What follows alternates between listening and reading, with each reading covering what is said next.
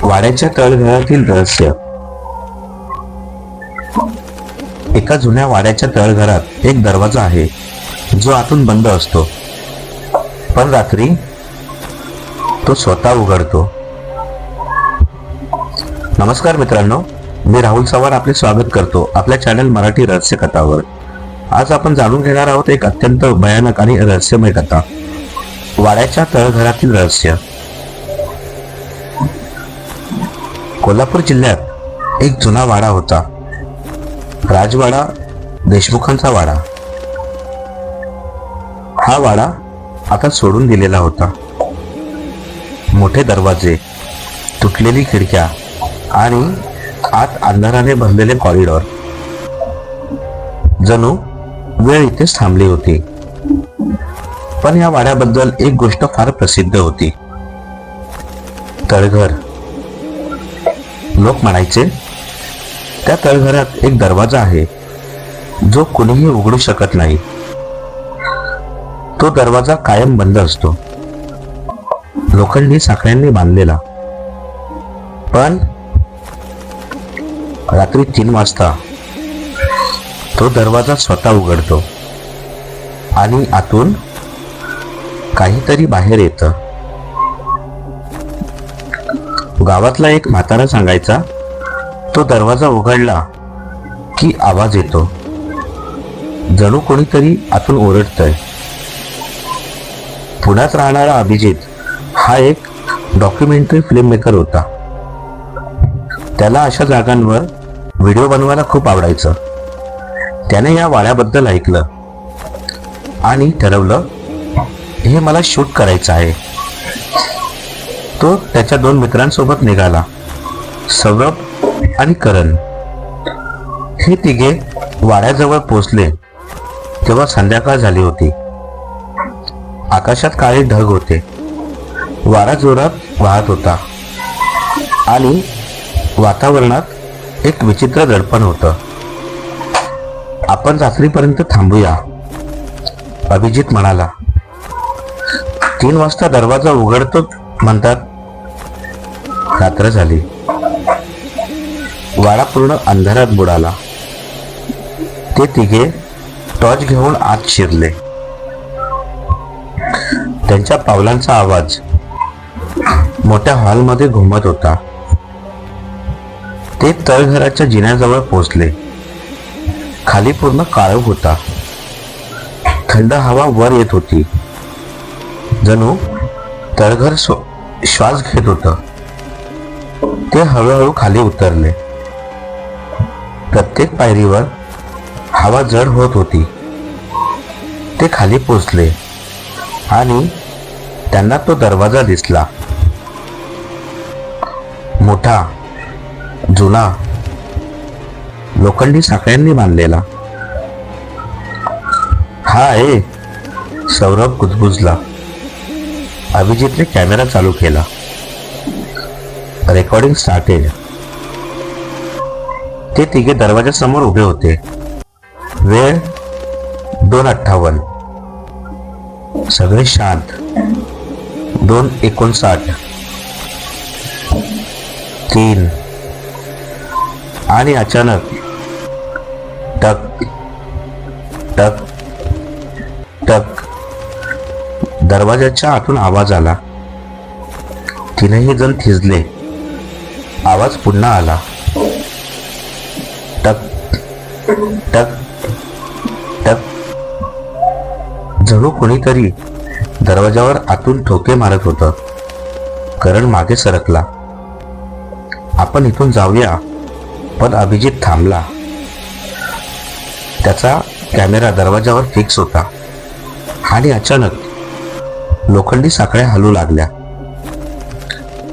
एक एक करून त्या सैल होऊ लागल्या आणि मग दरवाजा हळूहळू उघडू लागला. आतून पूर्ण काळोख आणि त्या अंधारातून थंड श्वास बाहेर आला. दरवाजा हळूहळू उघडत होता. त्यातून बाहेर येणारी हवा इतकी थंड होती की अभिजितच्या हातातला कॅमेरा थरथरू लागला. आजवर पूर्ण काळा होता. टॉर्चचा प्रकाशही आत फार पुढे जात नव्हता. कोणी आहे का आत? अभिजितने विचारलं. कोणताही उत्तर नाही. पण अचानक आतून एक आवाज आला, खूप हळू. उशीर झाला. करणच्या अंगावर काटा आला. कोणीतरी आहे. सौरभ मागे सरकला. हे काहीतरी बरोबर नाही. पण अभिजित पुढे गेला.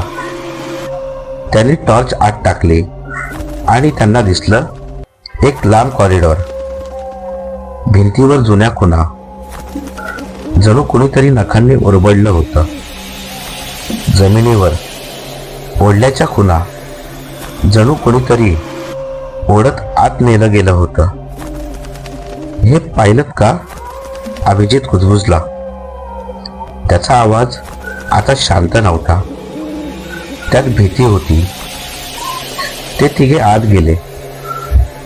दरवाजा त्यांच्या मागे हळूहळू बंद झाला. धाडकन. करण वळला. दरवाजा बंद झाला. तो धावत गेला. त्याने उघडायचा प्रयत्न केला, पण दरवाजा हलत नव्हता. आपण अडकलो आहोत, तो घाबरून म्हणाला. तेवढ्यात कॉरिडॉरच्या शेवटी एक सावली हलली. सौरभने टॉर्च त्या दिशेने टाकली आणि त्याच्या हातातून टॉर्च जवळजवळ पडली, कारण ती सावली माणसासारखी होती, पण पूर्ण सरळ उभी नव्हती. ती वाकडी होती आणि तिचं शरीर जणू तुटलेलं होतं. ती हळूहळू पुढे येऊ लागली. पाय ओढत. घास घास घास. करण ओरडला, पळा. ते तिघे मागे पळाले. कॉरिडॉर लांब होत होता, जणू तो संपतच नव्हता. आणि अचानक सौरभ थांबला. अभिजित, हे बघ. भिंतीवर एक मोठं चिन्ह काढलेलं होतं, जुनं, रक्तासारखा रंगात, आणि त्याखाली लिहिलं होतं, जो आत येतो तो परत जात नाही. अभिजितचा श्वास अडकला. तेवढ्यात मागून आवाज आला, घास घास घास. ती गोष्ट आता अगदी जवळ आली होती. करण मागे वळला आणि त्याचा चेहरा पांढरा पडला, कारण आता त्यांना स्पष्ट दिसत होतं. तो एक माणूस होता, पण त्याचा चेहरा अर्धा वितळलेला होता. डोळे एका बाजूला खाली लोंबत होते. तो हसत होता. तुम्ही आत आलात, तो म्हणाला. आता बाहेर नाही. अचानक त्याने जोरात किंचाळलं आणि तो वेगाने त्यांच्या दिशेने धावू लागला. तो माणूस वेगाने त्यांच्या दिशेने धावत होता. त्याच्या पावलांचा आवाज कॉरिडॉरमध्ये घुमत होता. घास घास. धाड धाड. अभिजितने जोरात ओरडलं, पळा. तिघे वेगाने उलट दिशेने धावू लागले. कॉरिडॉर अंतहीन वाटत होता. जणू ते जितके धावत होते तितकाच तो वाढत होता. करणचा श्वास अडकत होता. हे संपतच नाही. सौरभ मागे पाहायला दजवत नव्हता, पण त्याला जाणवत होतं तो अजूनही मागे आहे. अचानक कॉरिडॉरच्या उजव्या बाजूला एक दरवाजा दिसला. इकडे, अभिजित ओरडला. तिघे आत शिरले. दरवाजा बंद केला. खोली लहान होती. ओलसर भिंती आणि मध्यभागी एक जुना लोखंडी पलंग.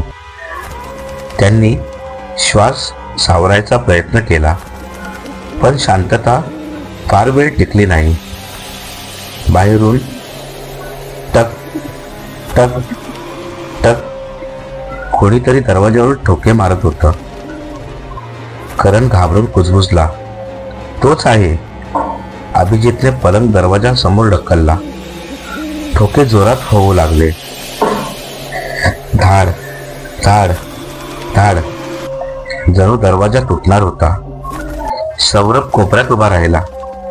त्याची नजर भिंतीवर गेली आणि तो थिजला. अभिजित, हे बघ. भिंतीवर जुन्या अक्षरात काहीतरी लिहिलं होतं.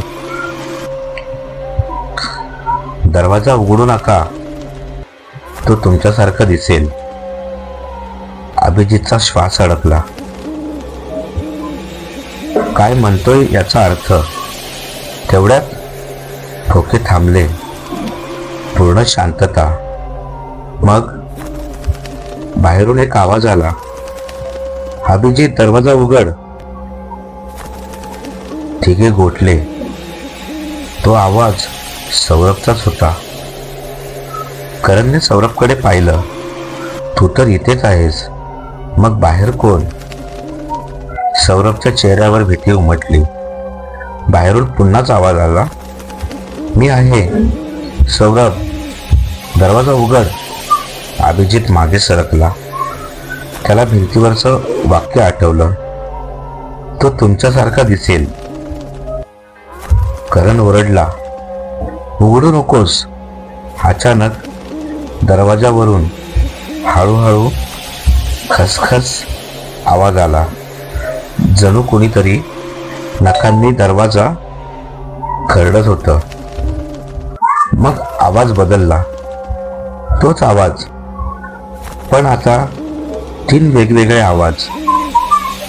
सौरभ, अभिजित, करण, दरवाजा उघड. आम्ही आहोत.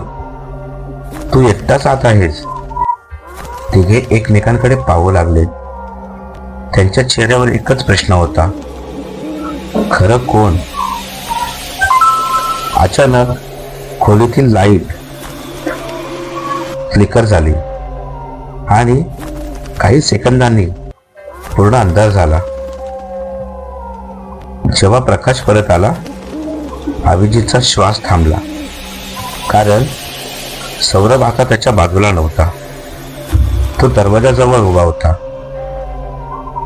हळूहळू हात पुढे करत, उघड, ते मीच आहे. पण त्याच्या चेहऱ्यावर डोळे नव्हते. अभिजितच्या अंगातून रक्त गोठलं. दरवाजाजवळ उभा असलेला सौरभ तो सौरभ नव्हता. त्याच्या चेहऱ्यावर डोळ्यांच्या जागी काळे खोल खड्डे होते आणि तो हळूहळू हसत होता. करण मागे सरकला.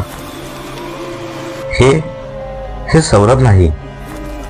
खरा सौरभ अजूनही खोलीच्या कोपऱ्यात थरथरत उभा होता.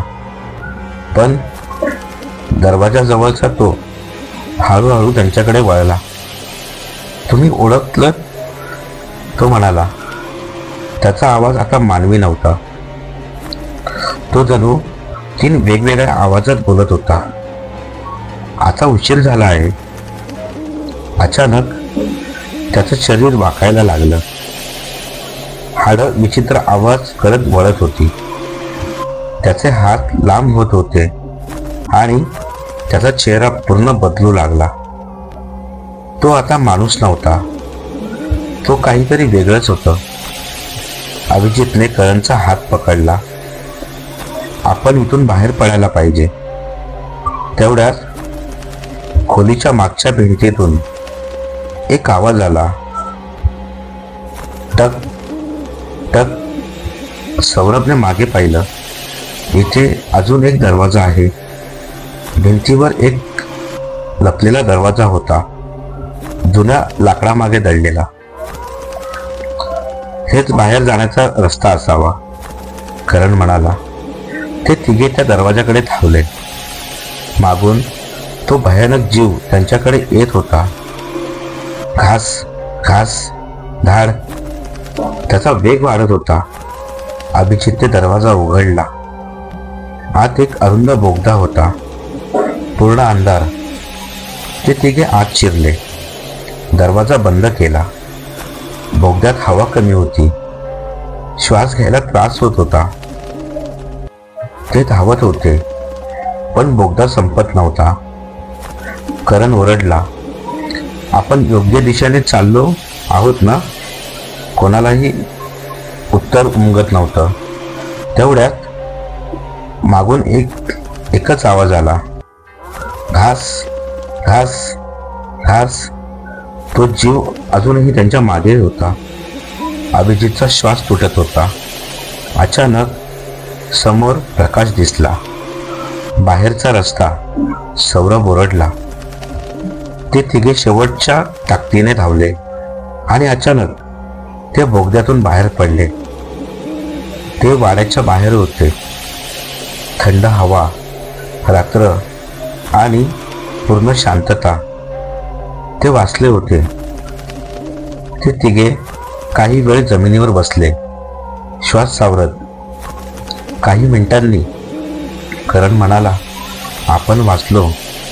पण अभिजित काही बोलला नाही. तो सौरभकडे पाहत होता. काय झालं? सौरभने विचारलं. अभिजित हळू आवाजात म्हणाला, तू आधी कुठे होतास? सौरभ थांबला. मी तुझ्या सोबतच होतो. करण म्हणाला, हो, तो तर माझ्यासोबत होता. अभिजितच्या चेहऱ्यावर भीती पसरली. कारण काही क्षणापूर्वी खरा सौरभ खोलीत कोपऱ्यात उभा होता. मग हा कोण आहे? सौरभ हळूहळू हसू लागला आणि त्या क्षणी त्याच्या डोळ्यांच्या जागी काळे खड्डे दिसू लागले. अभिजित मागे सरकला. तो समजला होता, तो जीव अजूनही त्यांच्या सोबत आहे. आणि मग कॅमेरा जमिनीवर पडला. व्हिडिओ रेकॉर्डिंग चालूच होतं. शेवटच्या फ्रेममध्ये फक्त एकच गोष्ट दिसली, 3 सावल्या, पण माणसं फक्त 2. तर मित्रांनो, तुम्हाला ही कथा कशी वाटली हे कमेंट करून आम्हाला सांगा. आणि आपण नवीन असाल तर आपल्या चॅनलला सबस्क्राईब करा, लाईक करा, शेअर करा. आशा आहे की वाड्याच्या तळघरातील रहस्य ही बैकथा आपल्याला नक्कीच आवडली असेल. धन्यवाद.